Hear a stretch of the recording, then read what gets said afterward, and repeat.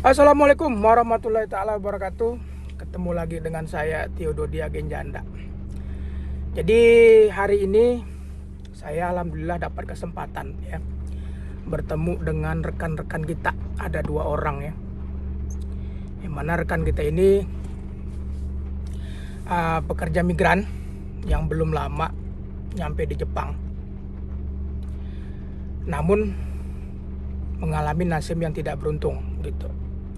Gimana cerita lengkapnya itu nanti kita akan tanyakan kepada teman-teman kita ini ya. Tapi nasib tidak baik seperti apa yang mereka alami itu, mereka itu sampai diusir ya. Diusir dari sentanya. Senta itu tempat penampungan gitu ya, tempat tinggal sementara yang dimiliki oleh kumiainya. Mereka sampai diusir. Dan parahnya lagi, diusirnya mereka itu identitasnya seperti paspor dan jari okadonya diambil, ditahan sama kumiainya, mereka diusir. Terserah deh kalian mau tinggal di mana. Mereka itu jadi gelandangan di Jepang, sampai-sampai tidur di taman begitu. Sebegitulah sedihnya cerita mereka, dan saya ketemuan dengan mereka ini hari, kita sama-sama mau dengar begitu ya. Gimana sih kisah pilunya mereka itu agar bisa menjadi pelajaran sama kita, bisa menjadi bahan ini ya, bahan untuk evaluasi begitu. Bahwasanya Jepang itu memang gak seindah Gunung Fuji gitu ya. Oke, jadi nama dan asal dari Indonesia kita rahasiaan di sini ya. Jadi ya anggaplah satu namanya Udin, yang satu lagi namanya Ucok gitu ya. Nah, marilah kita sama-sama mendengarkan cerita mereka. Ini saya mulai dari Mas Udin ya. Mas Udin ini yang menghubungin saya lewat WA ya. Dia ketemu saya di TikTok. Ini Mas Udin udah berapa lama nih di Jepang ya? Ini baru udah 3 bulan lah di sini lah. Kira-kira dari pemberangkatan awal sampai sekarang udah ada sekitaran 3 bulan di Jepang tinggal di sini. Tapi ya ditambah lagi udah nganggur itu udah 5 bulanan di Jepang. 2 bulan itu udah nggak kerja lagi. Oh, berarti dari datang itu 3 bulan bekerja, 2 bulannya nganggur gitu ya? Iya, dari 1 bulan itu kita belajar di Senta, terus 2 bulan itu di kerjaan, terus baru 2 bulan ini nganggur. Oh begitu, berarti yang 2 bulan ini Mas itu nganggurnya yang di tempat penitipan. Depan itu ya, di Senta itu ya. Nah itu kenapa itu bisa keluar dari perusahaannya yang pertama itu? Ya, waktu itu saya itu dianggap tidak bisa kerja sama tidak lama untuk mengerjakan sesuatu. Padahal waktu itu saya tahu benar waktu itu bulan depannya itu nggak ada pekerjaan lagi gitu. Dan waktu itu saya sempat ditegur sama Komie dan senpai saya, terus dibilangin mau dicariin kerjaan untuk pekerjaan yang baru. Tapi ternyata malah dilempar ke, selama nunggu 2 bulan ini belum ada kabar lagi untuk mencarikan kerjaan baru. Oh gitu, berarti di pekerjaan yang lama itu Mas Udin ini ya apa namanya, dianggap nggak bisa kerja, dianggap kerjanya lamban begitu ya. Padahal kan Mas Udin sendiri udah tahu bahwasanya bulan depan itu kerjaan bakal sepi. Jadi kalau kerjaan yang ini dikerjain cepat-cepat mungkin bakal habis gitu ya. Iya, Nah itu jenis pekerjaannya apa Mas kira-kira? Kerja di luar gitu? iya, kerja gembra di luar.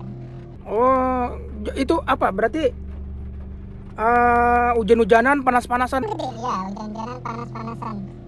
Nah itu dari tempat tinggal ke kerjaan itu jauh nggak? Apa memang ini? Kalau PT-nya sih dekat sih. Dari tempat tinggal apartemen ke Kaisa cuman 15 menit pakai sepeda. Cuman untuk ke tempat gembranya itu lumayan jauh, memerlukan 1 jam pakai mobil. Oh, berarti dari apa tuh ke kantor itu 15 menit ya? Sepeda. Baru dari kantor itu nanti dibawa ke Gemba. Iya. Proyek ya? Iya. Hmm. Itu orang Indonesianya banyak di situ, Mas. Oh, sebelumnya saya juga di situ ada 3 orang yang dua itu nggak ada masalah, tapi yang saya ada masalah gitu. Nah, teman yang Mas itu satu Kumiai, satu SO apa beda? Oh, satu komi ya, satu SU. Oh, berarti Mas sendiri berarti yang Yang ditendang gitu istilahnya ya. Ditendang. Oke. Nah, setelah ditendang itu baru dikirim dulu ke tempat penampungan punya Kumiai atau punya SO gitu ya? Iya. Oke. Nah, ini sekarang saya beralih ke Mas Ucok ini. Mas Ucok udah berapa lama ini Mas di Jepang, Mas? Kurang lebih ya 6 bulanan. 1 bulan senta, 3 bulan lebih di kerjaan, 2 bulanan nganggur. Nganggur yang di... Iya, yang di senta tempat penampungan ini ya? Iya, di penampungan. Nah, itu kerjaannya Mas Ucok ini apa nih? Di Gemba. Gemba juga? Iya, jadi panas-panasan, dingin-kedinginan. Gembanya gemba apa, Mas? Itu Gemba bangunan bawah, buat bangunan. Oh, bangunan. Iya, Bukan scaffolding itu, bukan? bukan. Berarti apa ya? Kita menggali tanah, terus Ngaduk-ngaduk semen juga gitu? buat tekingan. Ngerti saya buat besi taking yang cakar ayam begitu. Yang besi-bel gitu ya? Terus di pengetahuan kayak gitu. Nah, di situ 3 bulan. Iya, 3 bulan lebih lah. 3 bulan lebih. Iya. Itu orang Indonesianya banyak situ, Mas? Cuma saya. Cuma Mas sendiri? Iya, pekerjaannya sedikit kok di situ. Orang asing lain ada? Orang Betonamo, Itu apa? Senpai kohai? senpai itu. Oh, berarti orang Indonesia baru Mas di situ sendiri. Iya, sendiri. Ini dari Indonesia memang dijanjiin pekerjaan yang seperti itu, apa di Indonesia kerjaannya lain, di kontrak lain, kerjaan lain gitu? Ya, anunya di kayak gitu, tapi spesifiknya kurang tahu gitu loh. Soalnya juga dari Komiai itu juga bingung ngasih kita pelajaran apa, itu bingung. Kita dicarikan waktu belajar di Senta itu cari-carikan internet, ternyata waktu sampai sana itu beda. Berarti memang gak ada penjelasan yang detail ya? Dari awal. Ah, Oke, mungkin saya juga kurang tanya-tanya spesifiknya juga. Taunya di sini tuh enak gitu loh, taunya cuma fokus satu kerjaan, itu ternyata sampai sini tuh beda-beda juga gitu loh. Harus tepat, harus ya cepat lah ya, cepat detail. Itu kurang lebih 2 bulan. Ternyata saya setelah itu dapat kekerasan, pelaporan, jadinya masalah. Jadi pas laporan itu jadi dianggap osoy, secara kayak nggak ada tenaga. Oh, berarti sempat mengalami kekerasan di kerjaan waktu itu. iya, sempat. Nah, setelah ngelapor ke Kumiai. Iya, malah jadi masalah. Malah baik, malah jadi masalah. Oke. Enggak, jadi gini sebenarnya ini saya mau kasih sedikit apa ya. Jadi LPK SO atau Kumiai itu mereka itu parahnya nggak tahu 100% bagaimana yang akan dihadapin oleh pekerjaannya nanti di Jepang. Cuman garis besarnya aja konstruksi gitu, dia bilang begitu ya, kerja ini gitu ya, pertanian apa gitu, itu mereka nggak tahu sampai ke sana. Jadi mereka juga nggak mau tahu, nggak mau cari tahu.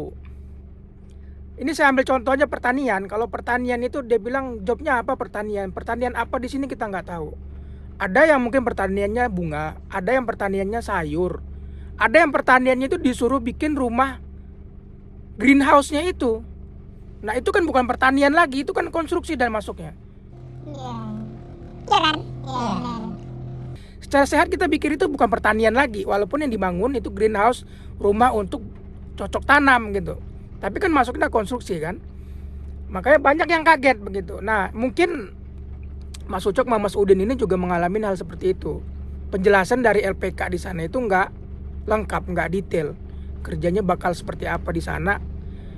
Jadi kita nggak bakal tahu gitu, bakal ada beratnya seperti apa begitu.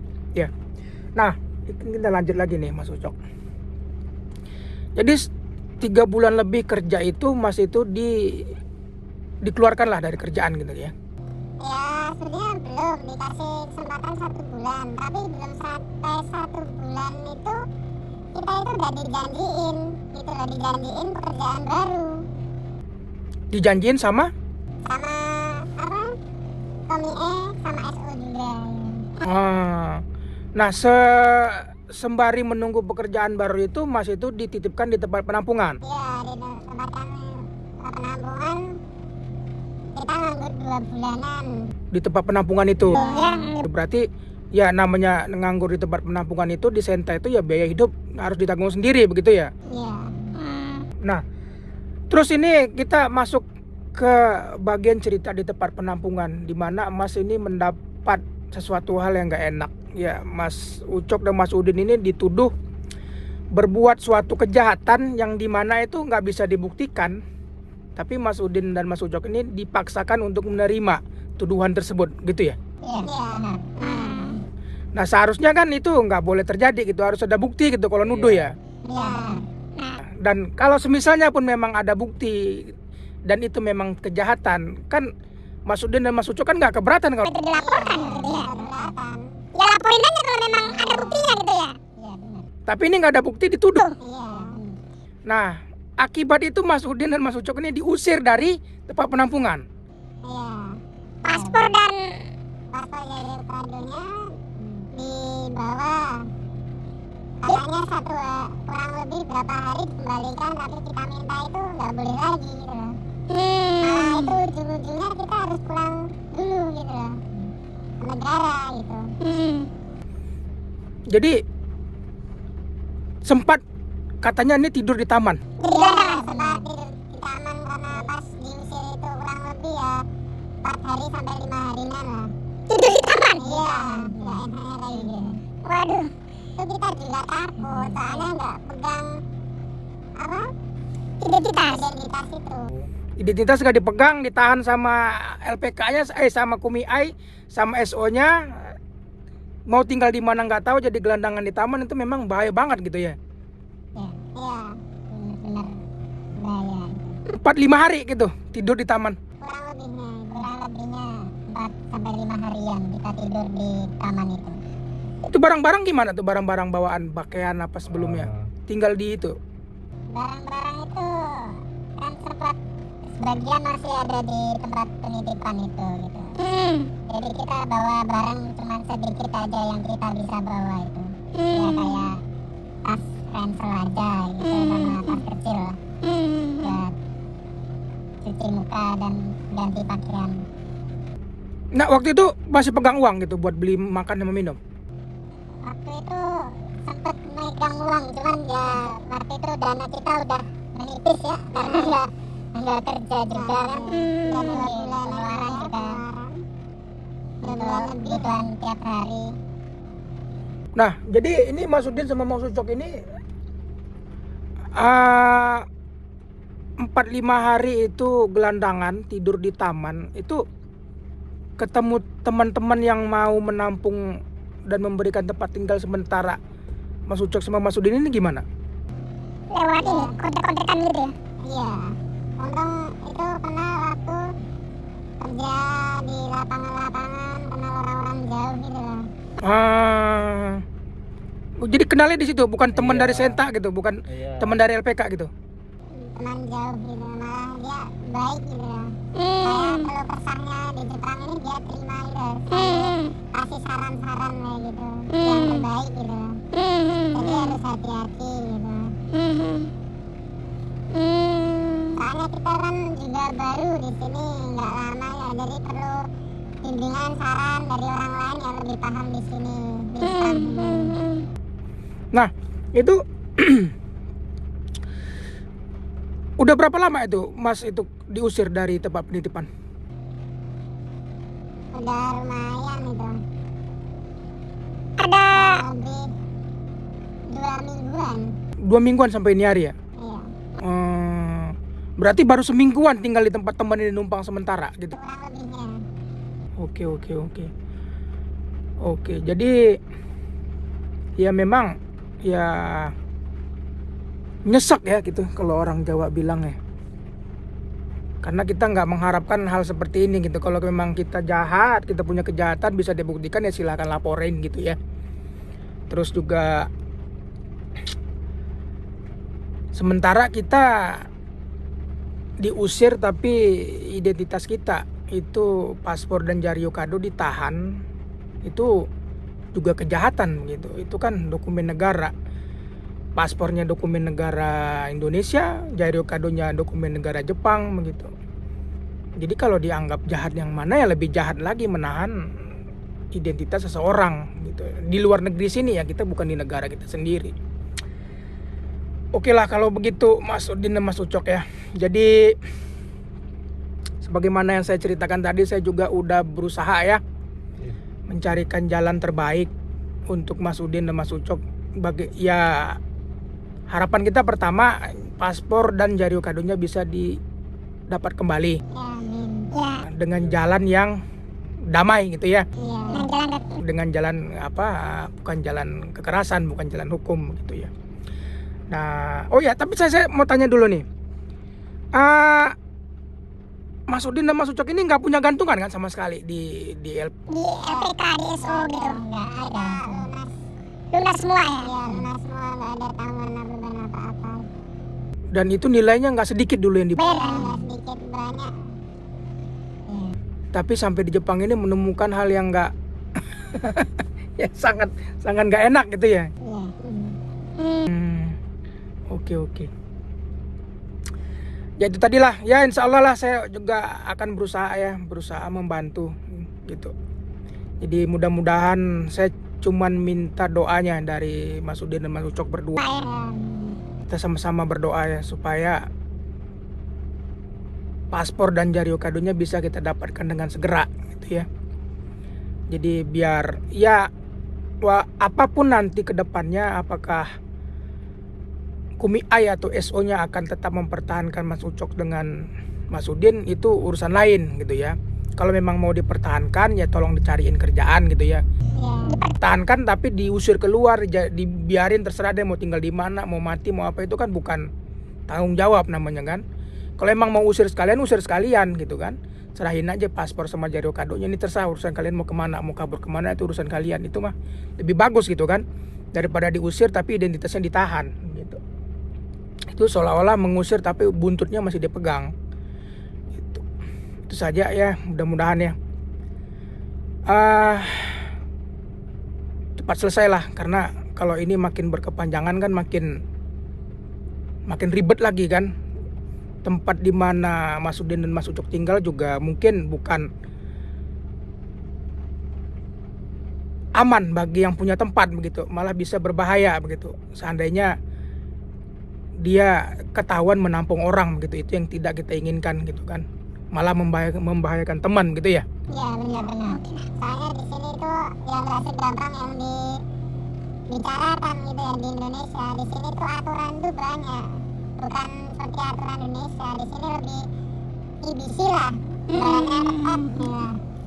Nah ini penutup ini saya mau minta ini wajengan gitu. Apa nasihat dari Mas Ucok dan Mas Udin kepada pertama nih teman-teman yang bakal mau ke Jepang begitu, apa yang harus diwanti-wanti, diwaspadai gitu, biar nggak ngenes lah gitu di Jepang yang gitu, ya semisalnya ada gitu.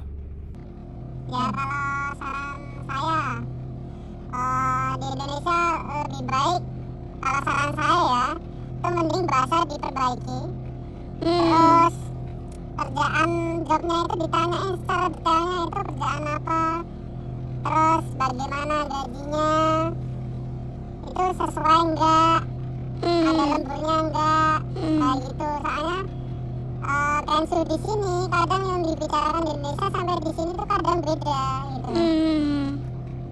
Yang penting dari kado, pasporto itu dipegang, sampai jangan sampai diserahin ke orang. Itu sebenarnya di Jepang sini lebih penting sebenarnya nyawa kedua kita itu. Oke, gimana kalau dari Mas Ucok? Dari saya, ya kalau pilih untuk ingin pergi ke luar negeri, ke Jepang, itu pilih agen yang benar-benar terpercaya, benar-benar terdaftar di Disnaker. Jangan sampai diiming-imingin yang gajinya besar di Jepang 30 sampai berapa. Itu jangan tertipu dengan kayak gitu.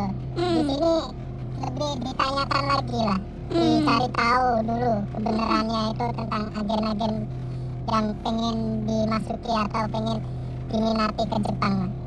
Saran saya sih itu aja. Oke. Ya jadi ya insya Allah ya kita semua berharap ya bahwasanya apa yang kita hadapin ke depan itu yang bagus-bagus gitu. Ya, baik dan lancar semua gitu ya.